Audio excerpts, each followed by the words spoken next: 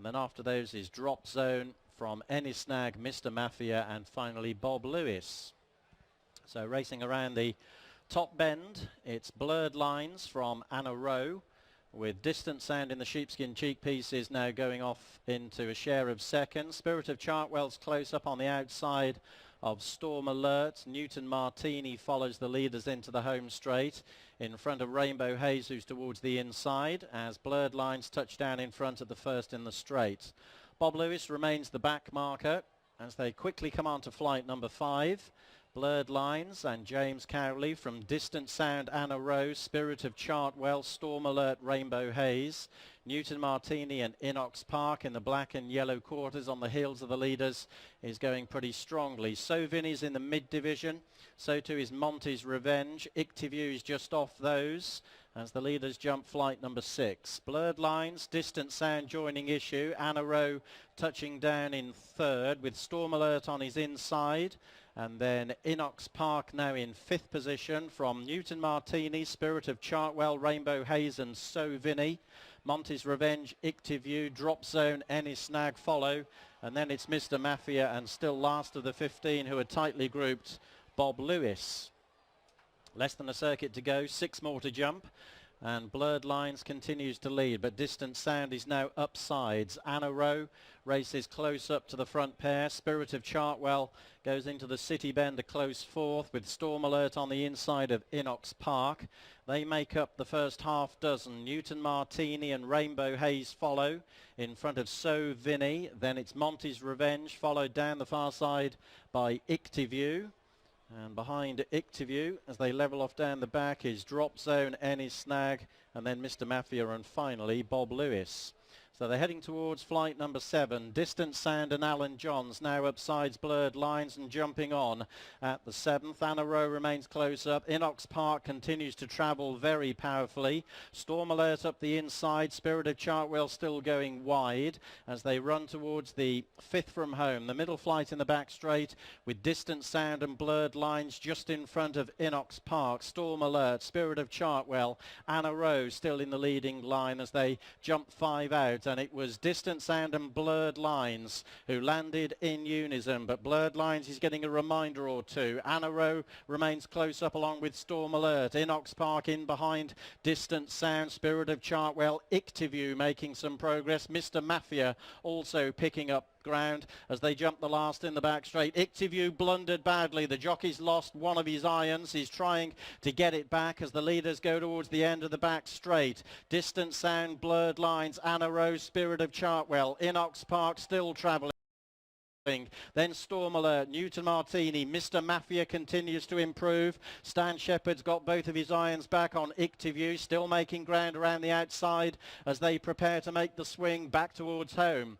They're just over half a mile to go in the finale. 3 flights of hurdles to jump when they get there. Blurred Lines, Distant Sound, picked up now by Anna Rowe and Spirit of Chartwell. Ictiview has got every chance along with Newton Martini. Mr. Mafia's next. Bob Lewis is threading his way through the field under Nick Schofield as they jump the 3rd from home. Spirit of Chartwell and Phil York alongside Newton Martini and Anna Rowe. Bob Lewis has joined in on the bridle towards the outside. So Vinny's trying to make progress. Rainbow Haze is getting competitive on the inside as well as they run down between the last 2 flights. It's Rainbow Haze and Bob Lewis, 2 former ex-pointers either side of Newton Martini. Any Snag is about 2 lengths behind those in 4th, and then comes Mr. Mafia. Bob Lewis arrives on the bridle to join issue at the last with Rainbow Haze. Newton Martini can't quicken in 3rd. Then it's Mr. Mafia. They're halfway up the run-in, and Rainbow Haze and Bob Lewis are going to fight out the finish. They're clear of the others. Rainbow Haze hanging towards the stand.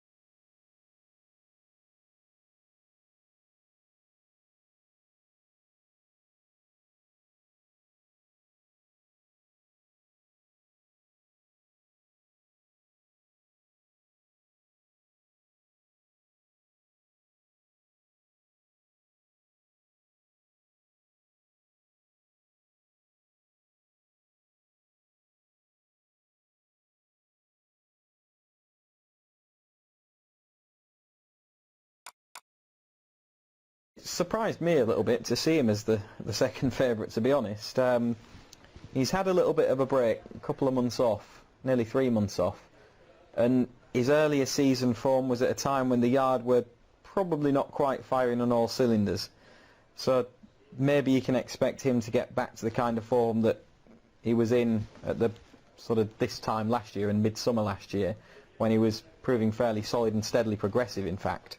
But I think he needs to get back to that kind of form. Yeah, very much so. Spirit Racer's an interesting horse. Now, they're going for the first-time visors here today. I must admit, I think his Achilles heel is a lack of a change of gear rather than a lack of application. But anyway, we'll learn more about her tonight. Yeah, it didn't seem the obvious move to put the headgear on. I think she wants to go up and trip. Yeah, I would agree with that. She's got a pedigree for further. The one thing that, because I couldn't quite work out why the headgear was going on, because she didn't seem to be going anything on, I just wonder if Connections have looked at her pedigree and thought that it might bring about some improvement. I say that because her half-sister, Lovely Pass, who was group placed, improved when they put cheek pieces on her. And her half-sister, Kona Coast, also produced her very best efforts when tried in cheek pieces. So I wonder if they've just felt that a bit of headgear would bring about a little bit of improvement. And they maybe had a choice of either trip or headgear, and they wouldn't want to do the two together. So for the time being, keep it to a mile, put the headgear on, and they might explore longer trips in time. Yeah, from a form point of view, she's got some strong form. Yeah, absolutely. I think she's interesting. Yeah, it's a good point, isn't it? You don't show your hand to the handicapper until you absolutely have to. Don't step up and trip to your natural stamping ground until you absolutely have to. Yeah, so and two reasons for potential improvement going in at one go can maybe be a bit too much. The other thing is that if you put a horse up in trip, do you always want to be putting headgear on? Because then they can be lit up too much by the headgear and then not get home over the longer trip. So she's an interesting one. I'm looking forward to seeing how that sort of pans out. What about Peril chasing the hat-trick and up in trip too? Yeah, I think he's the value call in the race as it stands. I think you can knock his form. He's been well placed to win a couple of starts since he's joined Simon Crisford, in that they haven't been the strongest of races that he's gone in. But I think he's a progressive horse, and I thought he was idling around in front really last time out when he beat a couple of fairly exposed horses, but he's well bred. They found the key to him by dropping him in trip. When he was with Lady Cecil last year, he was racing over 10 furlongs and travelling and not getting home. I think 7 furlongs I'm out of here, man. Trip. He ran well on the all-weather to win at Wolverhampton in good fashion. He still looks to be learning, and I think he's progressing. Look at that, 2-1 into 13-8. Think Ahead has been smashed up. Georgian Bay, I think, he could be overpriced at 20-1. I could see him running a race. He's handicapped too. He likes this surface. Yeah, that's the key, isn't it? Back to this surface. He's yet to win on turf, and he didn't run that badly at Goodwood last time out. He did have a good draw that day, and he's off a higher mark back on the all-weather, but this surface suits him well. I thought Holiday Magic was sort of handicapped just about, but he loves an all-weather surface, and he generally has been quite consistent. Yeah, and he was beaten by two pretty well handicapped horses, I think, last time out when he was third at Chelmsford, and that was on the back of a bit of a break. He might have sharpened up for it. Okay. Good little race, this. It is a good race. Yeah, absolutely. 6-4. Hello, they literally cannot shovel enough on this Think Ahead. As the last couple going in, this certificate are going to stall 4 as well. Spirit Razor's just gone in. So some of the big guns are now loading up. So we join Tony. Thanks, Alex. Yeah, loads of money around for this favourite, as you say, making its Polytrack debut. Think Ahead. Last couple now. Captain Lars in the white and the diamond jacket accession.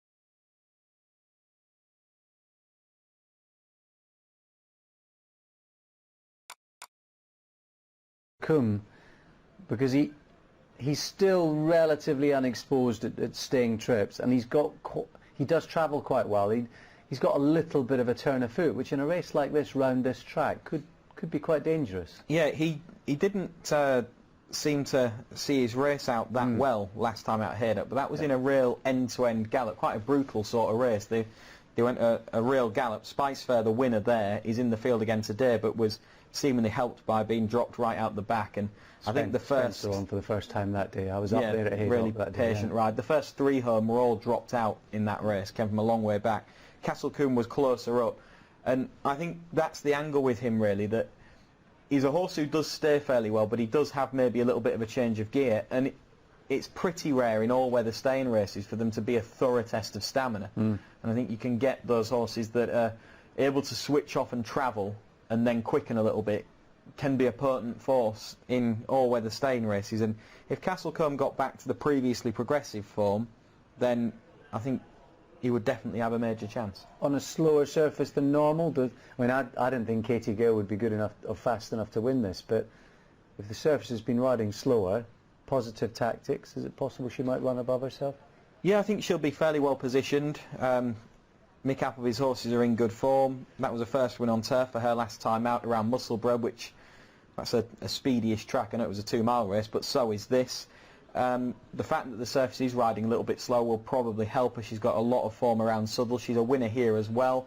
I think she's definitely a player, and she's one that will probably run a race. And Oakley. First instinct was to completely scratch Yes Dad, he's been good enough or quick enough, but then I sort of remembered he has been hurdling and he's up in trip on the flat, and that could just be an improvement angle for him. He can travel quite well.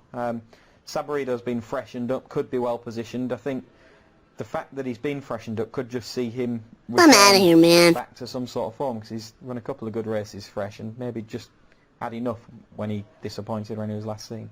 Spicefair about to go forward, recent Haydock winner, and Castle Coombe is on his shoulder, and both of those will be to an extent held up. So let's see them go in, and let's rejoin Tony. Thank you, Alex. Just Castle Coombe and treble-seeking Hayley Turner to complete the line. Last one coming in. All in. And they're off. Racing